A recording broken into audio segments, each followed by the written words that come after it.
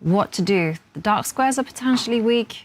But we see Magnus pausing. Is this a big moment? It really feels like that. I think it's a critical one, and I think you've hit the nail on the head here, Jovanka, because tactics are brewing in the position. The move that we were looking at, right, the knight retreat, it comes with all kinds of ideas. You're also hinting at a potential piece sacrifice with knight takes pawn, eventually opening up that bishop diagonal.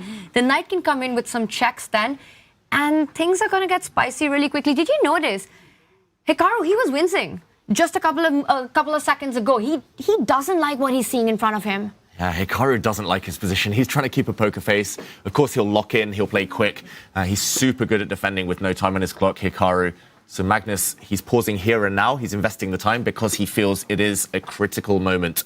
The top players, this is where they burn time because they know the next sequence is so essential. And whatever Magnus decides to do, he needs to do it soon. Time advantage down to around a minute and a half now. He needs to create threats, that is clear. He's a pawn down with white. Therefore, you need momentum on your side. Magnus really taking his time on this one. I thought knight c4 was quite a natural move and was expecting him to play it sooner. Not sure what else he has on his radar, and there was a bit of an expression there which seemed to say that he wasn't very happy with the lines playing in his mind. Yeah, he's frozen. Remember the Armageddon between these two just a few days back in round 2 of the tournament? First, Hikaru froze for a few minutes, then Magnus later froze for a few minutes, then Magnus later almost lost on time, and it's a piece sacrifice from Magnus Carlsen. Wow. It's a brilliancy. It's a brilliancy. Computer loves this move, double exclamation mark. If the knight is captured, then the idea Tanya mentioned, the knight will drop back to c4 and jump into d6. Unstoppable. That knight will land a fork, a check. Magnus, crazy move there. He spent 2 minutes, 40 seconds because he was about to sacrifice a piece and calculating it all the way through. We were looking at with a different move order, same idea, apparently perfectly executed. Hikaru doesn't dare capture that knight, brings his king to safety. But now with the material balance, it's all about the piece activity. That knight on e5, which he's trading the bishop off first, pawn takes bishop. Yep, and all he's going to be doing now is just taking control of those dark squares. The knight has to move so it can move to a4 in order to control c5. I mean, black is struggling here. He's got a backwards c-pawn. That's not going to be living long in this world. And Magnus is spoilt for choice. Complete control over the position. Hopefully we'll break down that piece sacrifice a bit more later once we have a bit more time. But it was all about this diagonal that we're just highlighting on the board. The black king, if it had been stuck in the middle, cut off on that diagonal, would never have been allowed to castle, never been able to get to safety. So we see a much quieter position now. But important that Hikaru trusted Magnus. He trusted him. Maybe he'd calculated it in Magnus's time. Hikaru's playing quick, playing practical. Magnus's time advantage nearly gone now. I was just wondering, brilliant move. We saw the brilliancy mark appear, but did Magnus just spend too much time getting that on the board? It's still material, is level, it's balanced. Magnus with a strategic advantage here.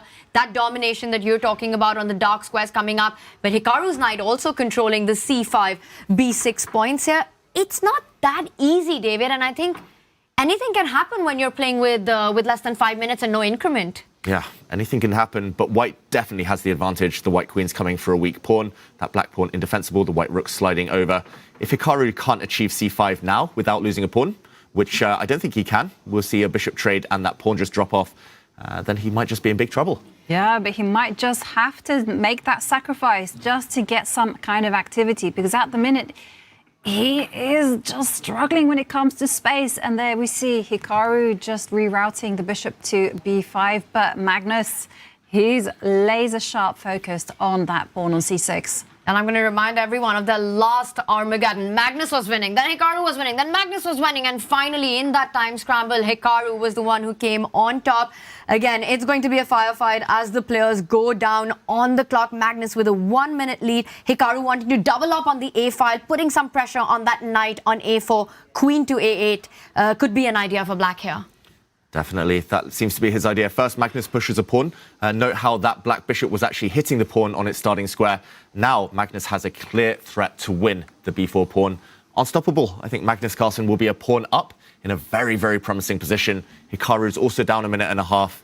He needs to go into hustle mode. He needs something. There we go. Tanya predicts it right. He pins the white knight, first of all, but down a pawn. He's going to pin it further with his own knight coming forward. But do you have time to capture? Because there are some ideas on the bank rank. Yes, the queen comes under attack, but what happens in the end of that tactical skirmish? Oh, great spot there, Tanya. Knight takes knight. Black is actually sacrificing his queen with this move. Let's just quickly put it on the board while Magnus thinks. Knight takes knight, rook takes rook. Black here, after giving up the queen in the corner, will land a deadly check to the white king. You drop your bishop back at the end, a capture, and we count. Black has 2 rooks and a bishop for the queen. Black would be winning, so Magnus cannot take this knight. It would be a terminal blunder.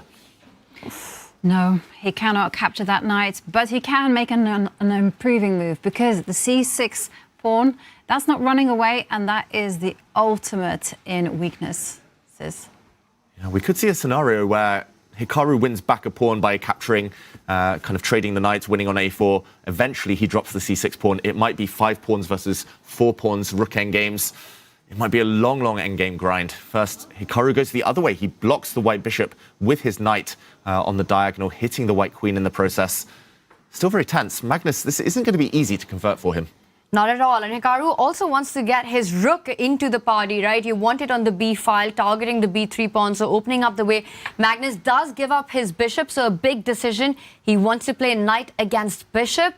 But I do believe the minor pieces will come off the board very soon. With the pin that we see, comes back with the rook.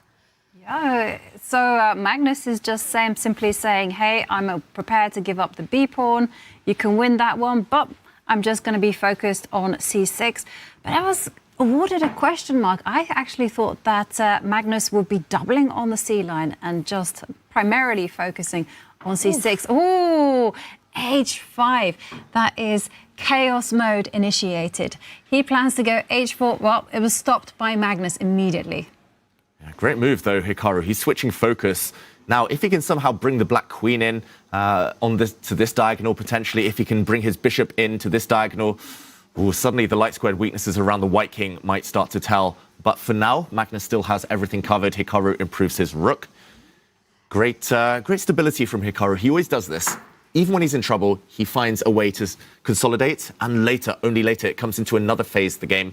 Then he'll start to try and counterattack. And Magnus's pieces are completely tied down, right? Queen is really the only one that can move. If you move the rook, the knight would have been hanging. The knight couldn't move because the pin along the A line.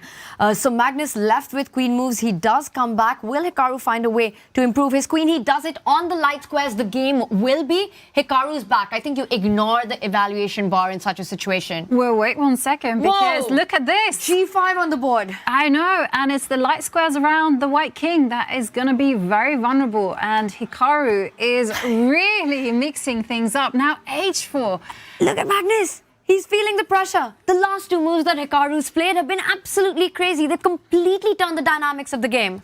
Brilliant from Hikaru. He's 2 pawns down, but he's fighting hard. The black queen ready to swoop. Magnus has to give 1 pawn back just to open up the 3rd rank for his queen. He slides his rook now. The black queen comes in, Hikaru knocking pieces down. This is the chaos phase of the game. This is exactly what we saw on day 2 of the tournament, where it was Magnus who cracked his nerves. Hikaru now piling on so much pressure against the white king.